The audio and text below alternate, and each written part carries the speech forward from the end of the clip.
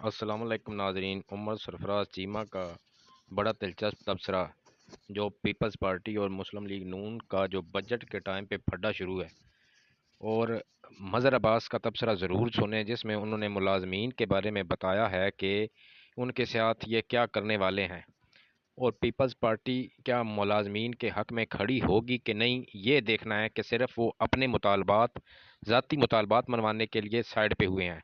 आवाम की उनसे कोई दिलचस्पी नहीं है। जी, वो बज़ाहिर न्यूट्रल है, लेकिन वो एक ज़्यादा उनका तल्लुक असद ज़रदारी साहब से समझा जाता है। तो ये मेरे लिए एक सरप्राइज़ वाली बात है कि यानी कि मैं तो एज़ अ जर्नलिस्ट और एज़ अ रिपोर्टर मेरा तो इसमें इसमें ज़्यादा इंटरेस्ट होगा कि मेरे पास ये डिटेल है कि ये मुमकिन कैसे है। मुझे तो अभी तक ये बात मुमकिन नज़र ही नहीं आती कि इस तरह से मसला है। ये जो बात आप कर रही थी ना बजट के हवाले से कि पीपल्स पार्टी के बजट पर क्या एतराज़ात हैं, पीपल्स पार्टी का बजट पे मुझे कोई ऐसा एतराज़ नहीं लग रहा। बेसिकली ये है कि बजट एक ऐसा मौका है कि जिधर वो अपने जो भी काम करवाना चाहते हैं ना, वो इस टाइम पर वो उनके पास ये अपॉर्चुनिटी है। क्योंकि बजट पास होना है तो आपको उससे पहले पहले उनके जो भी तहफ़्फ़ुज़ात हैं या जो भी मुतालबात हैं वो चाहेंगे कि उनको वो मनवाया जा सके।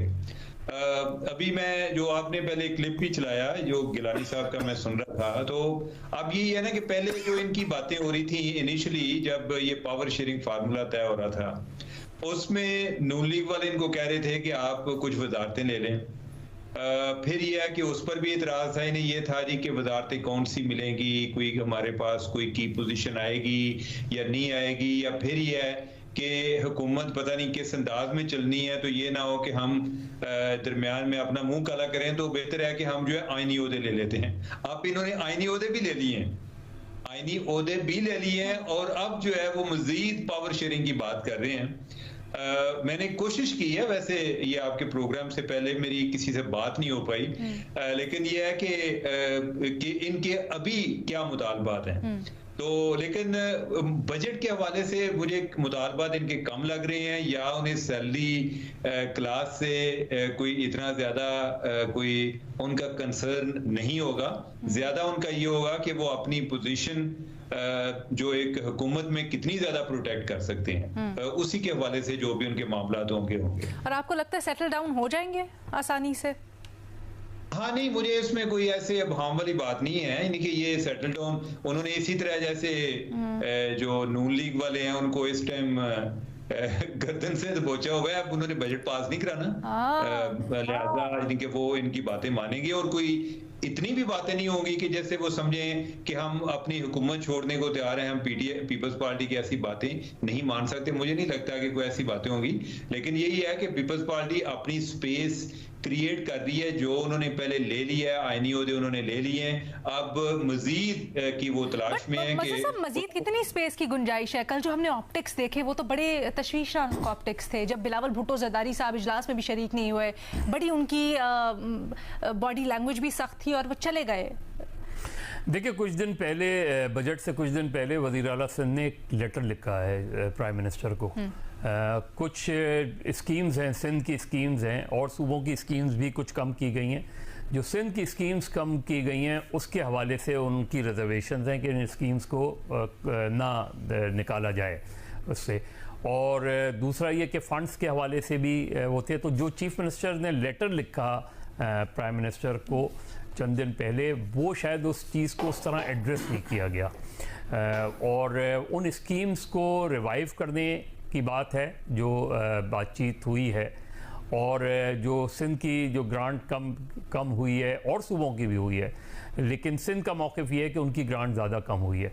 तो ये बेसिक जो उसका जो जिस्ट है वो ये है इसका।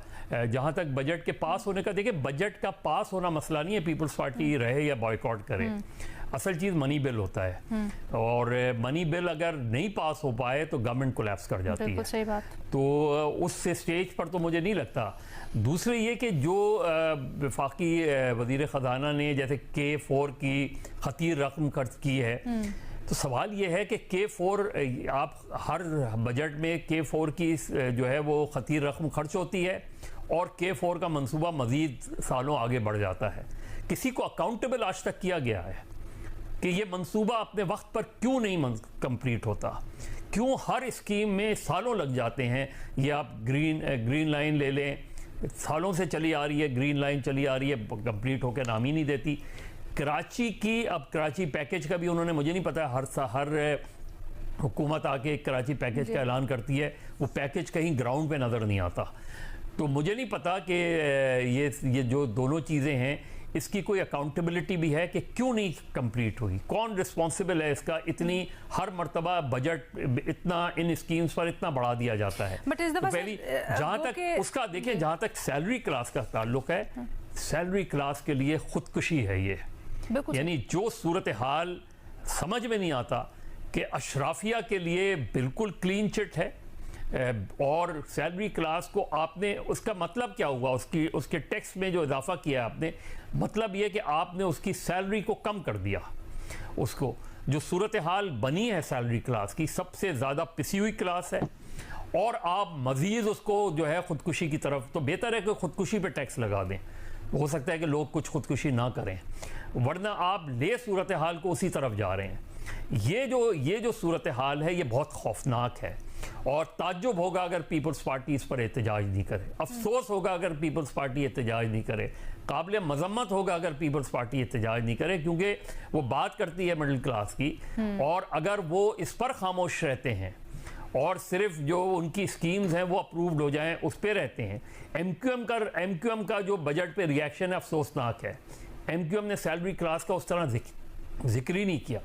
यानी जो लोग अपने आप को मिडिल क्लास की पार्टीज कहते हैं, ये तो डायरेक्टली हिट किया है मिडिल क्लास को इस चीज ने। तो मेरा ख्याल है इसको कम से कम वापस लेना चाहिए। और ये जो सूरत हाल है ये बहुत, अगर ये इम्प्लीमेंट होती है, इन्फोर्स होती है, तो सैलरी क्लास मर जाएगी। ये जो सूरत हाल है ये नाकाबिले कबूल है इस चीज़ को, और इस पर जितना भी